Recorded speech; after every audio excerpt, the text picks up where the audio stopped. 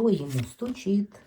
А ему стучит дальняя дорога, триумфальная. Он одержит победу, избавится от какой-то тяжелой болезни или ситуации. И ему стучит кризис в личной жизни, гремит. А гремит ему длинная дорога к успеху. То есть он на дороге к успеху. Но это длинная дорога. Гремит ему действительно дорога. Новое место жительства. Избавление от плохих мыслей. Возможен переезд.